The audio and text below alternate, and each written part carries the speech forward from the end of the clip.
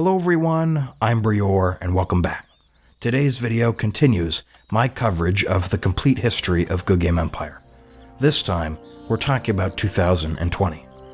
A few quick notes before we get started. First, I think we've reached a point where a substantial portion of viewers will be watching not to reminisce, but rather to see what's become of Empire since they quit. That won't change my approach to these videos, except that when discussing anything that also remains true of the current version of the game, I may start using the present tense. Next, you should know that around this time, Goodgame Studios began transitioning from Empire's dedicated forums to an official Discord server. Again, I intend for this not to affect the videos, but you should be aware that documentation of the game's updates was a bit less consistent. Finally, since we're approaching the end of this series, I thought I'd mention that the best way for you to ensure that you get notified about what, if anything, I do next here on YouTube is to subscribe and turn notifications on. Thank you for considering that. Alright, let's begin. 2020 started off on a strong note, with Goodgame Studios addressing several pieces of player feedback. First, throughout 2018 and 2019, players had grown frustrated with frequent pop-ups interrupting gameplay. About every half hour, the player would have to close 4 or 5 pop-ups announcing prime times and other special offers. The game would lag when these offers started to load. If this happened at an inopportune moment, the offers could get in the way of players adjusting their defenses or moving food around to prevent desertion. Goodgame Studios had already made some changes to try and address the situation, but the pop-ups remained frustratingly frequent. There were multiple reasons for that. For one thing, Goodgame Studios of course wanted to make sure that players knew about all of its premium offers. Think about how much worse off you'd be if you missed a single 160% prime time. Additionally though, Empire had by this point developed a significant problem with certain players using bots, or unauthorized third-party software, to automate game activities like attacking NPCs or detecting incoming attacks.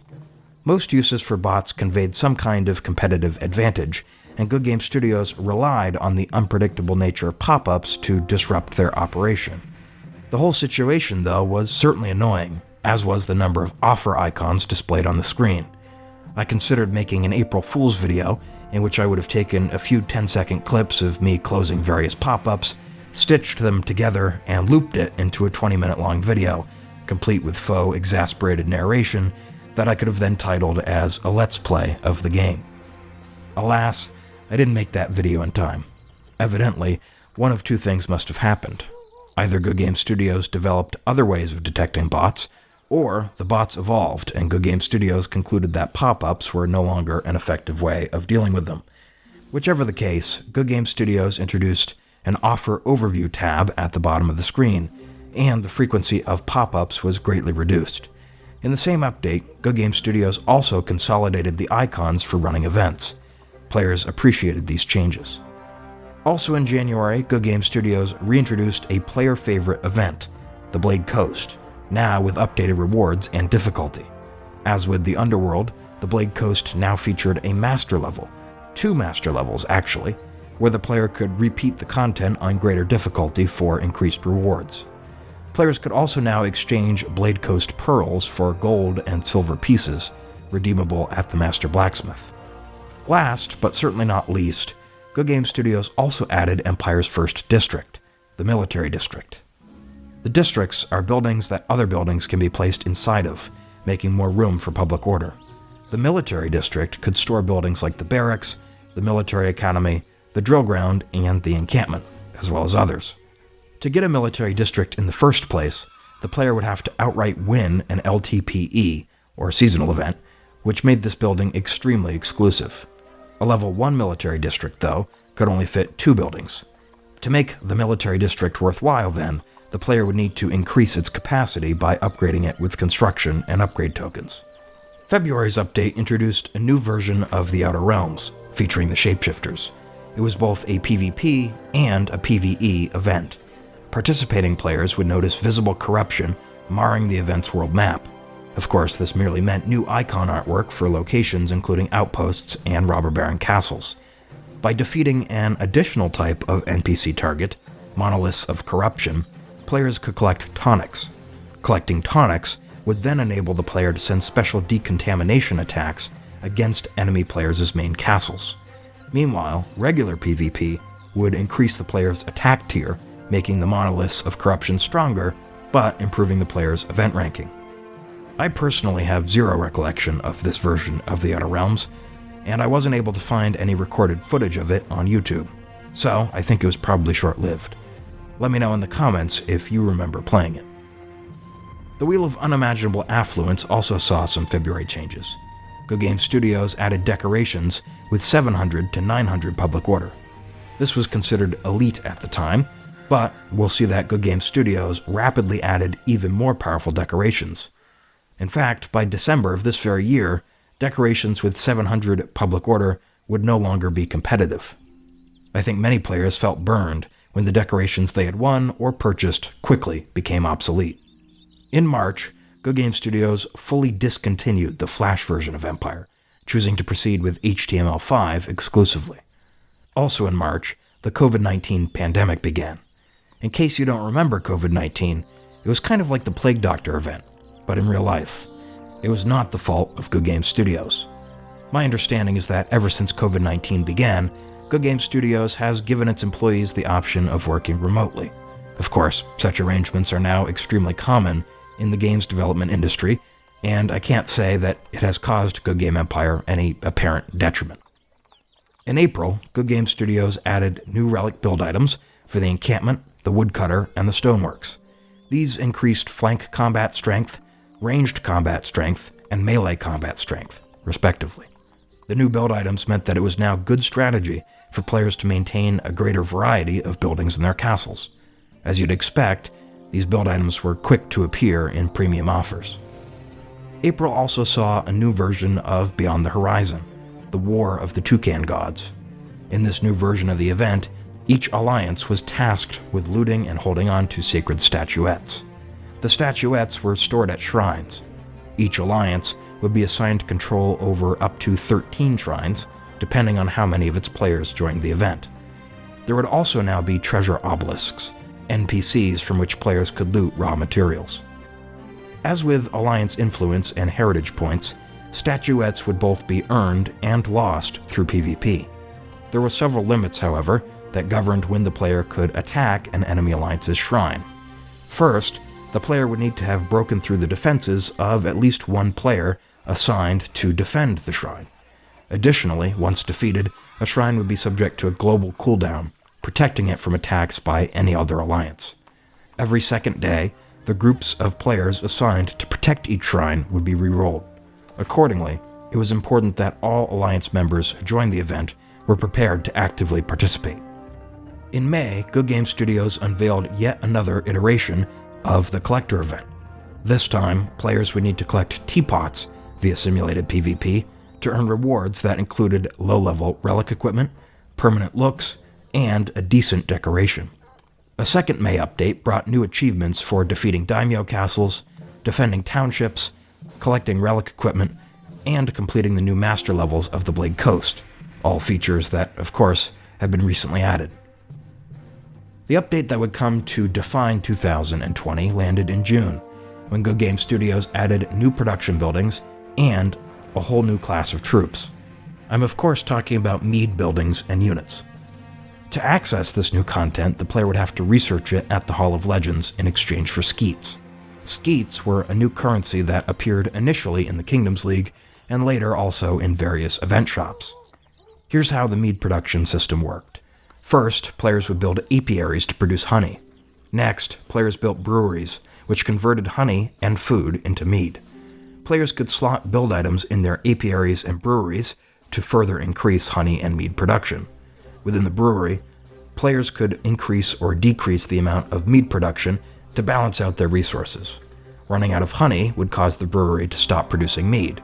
Running out of food would do the same, but it would probably also cause desertion of the regular troops. Goodgame Studios has since changed the brewery to allow players to prioritize mead production over feeding their regular troops. In the modern game, most players probably rely almost exclusively on mead units, but for a time, it was important to maintain large numbers of both regular and mead-consuming troops. Once produced, looted, or purchased, mead would then be used to feed special, uniquely powerful troops, like shield maidens. Just like the new production buildings, players had to unlock these troops for skeets in the Hall of Legends. Actually, strictly speaking, that wasn't true.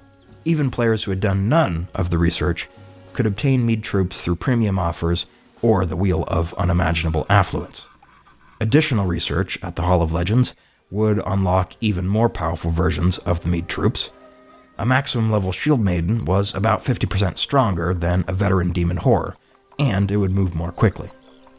Curiously, while the mead troops were stronger than their traditional counterparts, they also ate less. While you had to make mead to feed them, the conversion rate tended to be pretty favorable. For example, today in the game, at my level 14 brewery, I can convert 3,000 food and 1,000 honey into over 18,000 units of mead per hour. And whereas veteran demon horrors consume 5 food per hour, shield maidens consume only 2 mead per hour. You do the math. Players quickly came to sport thousands, then tens of thousands, then hundreds of thousands of mead troops across their castles. Meanwhile, things like recruitment speed remained steady. Accordingly, the mead update made players significantly more powerful. It was to the player's advantage to unlock the mead content as quickly as possible, even if that meant gambling at the Wheel of Unimaginable Affluence. Because breweries and apiaries require construction and upgrade tokens to build, there was once again a heavy emphasis on the Outer Realms. Later in June, Goodgame Studios finally implemented a much-requested feature at the military hospital that filtered out Ruby units. Additionally, the cost of recruiting relic troops, like the relic short bowmen, was reduced by about 90%, making them at least temporarily competitive. Around this time, one effective PvP strategy that happened to be accessible to free-to-play players, in addition to spending players, was to send so many market barrows and tiny attacks at the target that his game would lag. Goodgame Studios responded to this phenomenon by introducing a setting that allowed players to filter out market barrows and tiny attacks from appearing on the world map. Once again, players saw the tactic not as an exploit, but rather as an interesting strategic nuance of PvP, and most lamented the change. In July, Goodgame Studios added a 6th level of walls, towers, and gates. Constructing these fortifications required yet more construction and upgrade tokens. As with the mead production buildings and units, however, these features would first need to be unlocked at the Hall of Legends for skeets. There were long research times involved with these unlocks, skippable for rubies, but for some reason not for time skips. Additionally, Goodgame Studios added the Trade District, which could house buildings like the bakery, the storehouse, the flour mill, the hunting lodge, and the marketplace, again, as well as others. The Trade District took the Military District's place as the top LTPE reward, and the Military District moved to the Master Blacksmith. In August, Goodgame Studios introduced yet another reskin of the Collector's Event, with players now being tasked to collect elemental essences. The prizes were themed after Empire's 9th anniversary. There were special prime times and anniversary packages in the shop for anyone who may have been feeling inclined to send Goodgame Studios an anniversary gift. In September, 3 new buildings arrived. All would need to be unlocked, again, via further research in the Hall of Legends for skeets. The Barrel Workshop boosted mead production, and the Honey Gardens boosted honey production. The mead distillery was like the bakery, in that it reduced the consumption of mead troops stationed at the castle. There were also new coat of arms symbols that further increased mead and honey production. In October, Goodgame Studios unveiled mead defense units, namely the Protector of the North and the Valkyrie Sharpshooter. Also in October, the Barrel Workshop and the Honey Gardens got build items that increased mead storage and honey storage, respectively. Goodgame Studios also introduced the Castle Passage token, a special Kingdoms League reward that would allow the player to start with a copy of their main castle and a special Misty Castles version of the Outer Realms. Castle Passage tokens could also be purchased for coins, but they were extremely expensive. Toward the end of October, Goodgame Studios made a controversial change, adding white borders with third-party advertisements to Empire's website.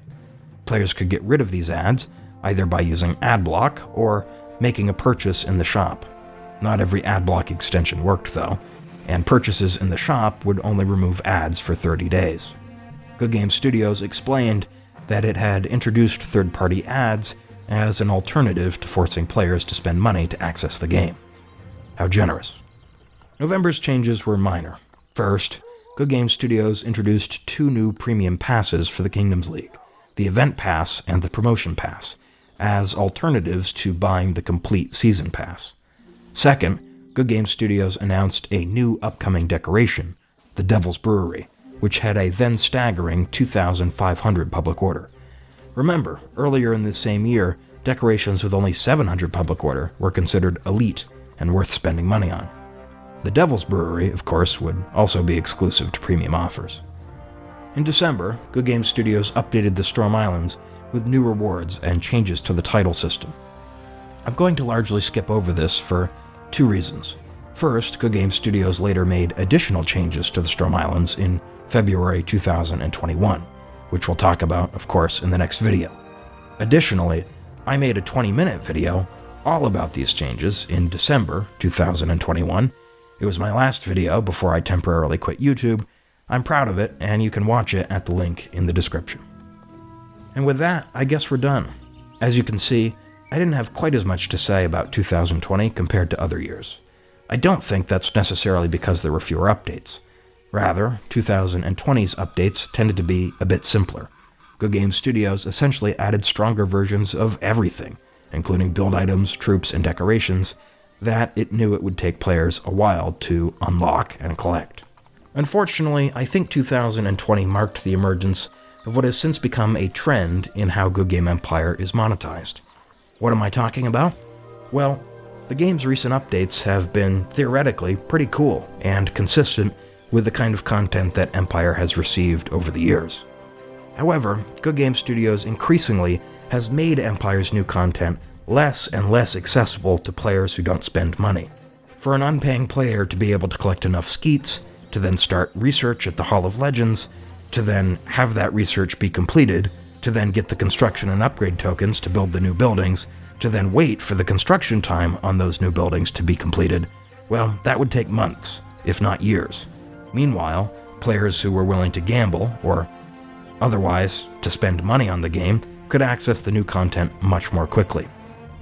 What this ended up meaning is that even content which was theoretically fairly balanced in terms of favoring paying versus unpaying players ended up not being balanced at all because the unpaying players couldn't access it for a very long time, especially when compared to the paying players. On that depressing note, that's all I have for 2020. Thanks for watching. Please remember to like, comment, and subscribe. I've been Brior, and I'll see you next time.